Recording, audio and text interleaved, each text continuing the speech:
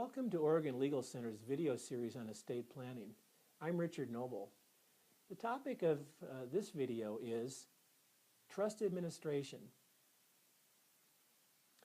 Let's say that you've been named as a successor trustee in a trust.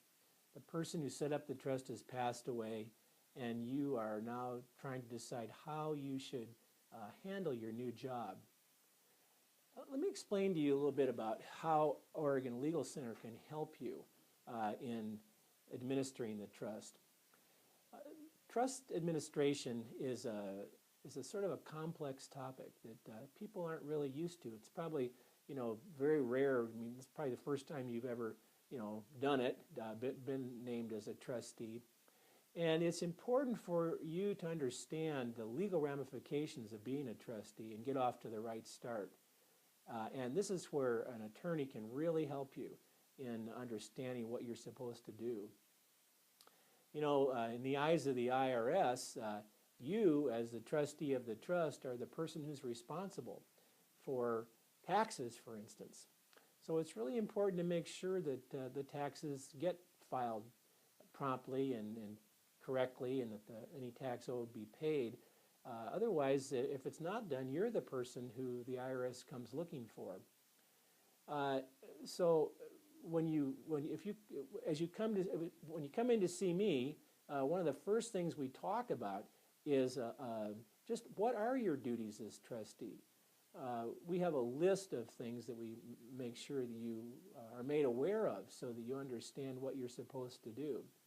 We help you get a tax ID number for the trust, because the trust, once somebody passes away, when they were alive it was revocable, but after they pass away it becomes irrevocable, and the IRS requires that the trust get a tax ID number, and that the taxes, there's a tax return that's due for the trust that has to be filed,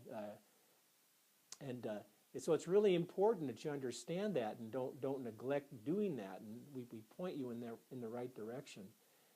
It's probably important that you get an accountant to help you with that, and we have lists of names of accountants who we've worked with in the past who understand how to do a fiduciary income tax return and can advise you on tax strategies. It's important to understand that as the trustee of a trust, while the trust is being administered, that is from the time of the date of death of the person until actually the distribution is made, that you're really operating a little business. You need to treat it like a business. You need to make sure that you have a checking account that's identified with the tax ID of the trust, and that you are keeping accurate records of income coming into the trust, that you are keeping accurate records of payments that are being made from the trust. And the reason is that there's two reasons. One is for tax purposes, this is really important, and the other is that at the time you're going to make the distribution to the people who are entitled to the assets of the trust, there has to be an accounting done where you explain in writing what's happened since you became the trustee, what assets you were charged with, what have you done with them, have you sold them, turned them into cash, where'd the money go, have you paid taxes, paid bills. You have to set it out in writing to figure out what is the net amount that's going to be distributed out to the beneficiaries. And this is something that we can help you with. Over the years we've learned there is a way to do this that's efficient, which works, and we recommend strategies to you to help you get the job done correctly. All of this, it's not exactly rocket science to do this, but it's really important that it be done in the right way.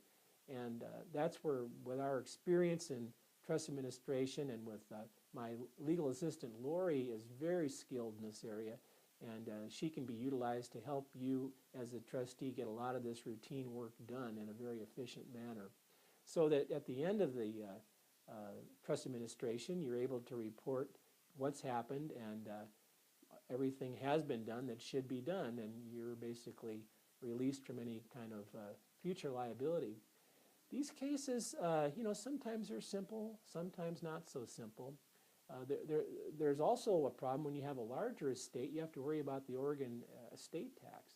And again, we can help you with that to make sure that that the tax return is filed correctly, that we know, get the correct values on assets. As I said, sometimes these cases go smoothly, sometimes they're not so smooth. And one of the problems you get into if you don't do it the right way is that later you can have problems with the beneficiaries where they will question your decisions, what you did, whether you sold property at the correct price, whether tax returns were filed in the correct manner, and